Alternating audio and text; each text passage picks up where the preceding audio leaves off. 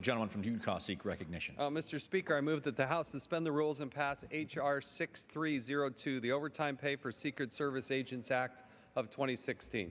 The clerk will report the title of the bill.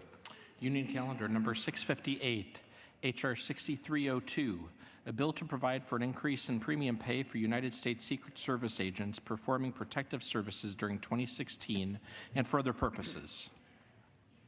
Pursuant to the rule, the gentleman from Utah, Mr. Chaffetz, and the gentleman from Massachusetts, Mr. Lynch, each will control 20 minutes. The chair recognizes the gentleman from Utah. Thank you, Mr. Speaker. I yield myself such time as I may consume. The gentleman is recognized. I ask unanimous consent that all members may have 5 legislative days in which to revise and extend their remarks and include extraneous materials on the bill under consideration. Without objection, so ordered. Thank you, Mr. Speaker. I rise today in support of my bill, H.R. 6302, the Overtime Pay for Secret Service Agents Act of 2016.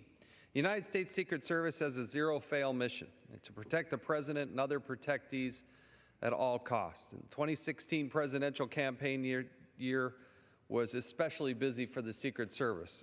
They have done an exceptional job. I'll give you some metrics of what this agency was dealing with. They staffed more than 2,500 candidate trips, 8,580 total protective travel stops, and 62 foreign travel trips with the President and the Vice President. The most recent presidential election saw Secret Service agents working record hours to fulfill their mission. Incredibly, this was accomplished despite the Secret Service suffering from historic levels of attrition and low staffing levels. In our December 2015 bipartisan report, the Committee on Oversight and Government Reform found that the Secret Service was, quote, experiencing a staffing crisis that threatens to jeopardize its critical mission, end quote. The Secret Service was at a peak staffing level of 7,024 employees in the year 2011. That number has declined every year until the beginning of this year when the agency had 6,289 employees. The staffing numbers are beginning to improve, now at 6,500. But the problem is the agency hopes to have between 8,000 and 9,000 employees by the next presidential election in 2020. It's hard and difficult to hire a Secret Service agent, and once they're hired, you can't simply put them out in front of the White House or next to a candidate or one of the protectees and expect them to simply flip on the switch and do their job. As a result, the current power shortage, the lack of employees, Secret Service agents had to work significant overtime to ensure around-the-clock protection of presidential candidates. No matter the number of hours worked, Secret Service agents are subject to a Title V statutory cap on their biweekly pay. As a result, agents were not compensated for overtime hours worked that would have resulted in compensation beyond the cap during any pay period. Within the Secret Service, this became known as a max-out problem. These so-called max-outs contribute to the agency's low morale and exacerbate attrition. The excessive overtime also negatively impacts protective efforts. The agency needs fresh and energetic agents to fulfill a critical mission, one that they have to be in tune at every moment while they're on the job.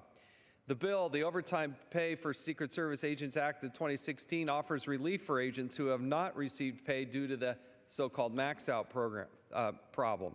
Secret Service agents who worked on the 2016 presidential campaign would be eligible to receive compensation above normal levels up to the basic pay currently given to members of the executive schedule level 2 for the calendar year of 2016.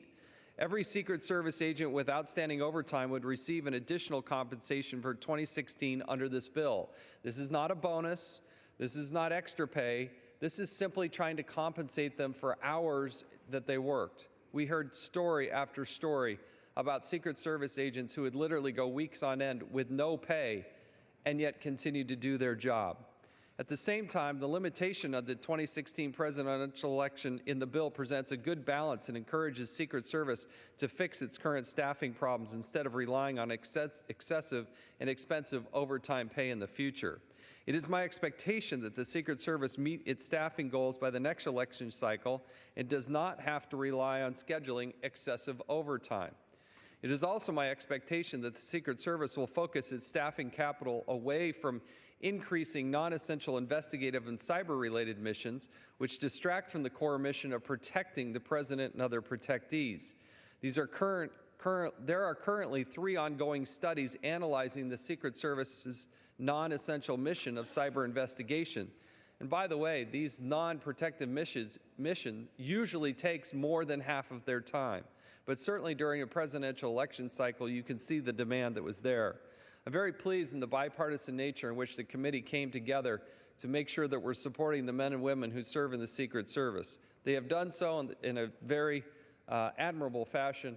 They provided a great service to the nation. But when you hear stories where people would go 43 days without a single day off, when they would work just literally 100+ hours in a week, and they would go to work knowing that they weren't going to be compensated for that work, that's inexcusable. This bill would provide the relief to them. Again, it's not a bonus, it's not extra pay, but it's some compensation for the work that they did protecting our nation and protecting those protectees. And by all accounts, they did an exceptional job without any major incident in this 2016 election cycle. So I would urge the passage of this bill. Again, I appreciate the bipartisan nature in which we're doing this, and with that, I'll reserve the balance of our time. Gentleman reserved.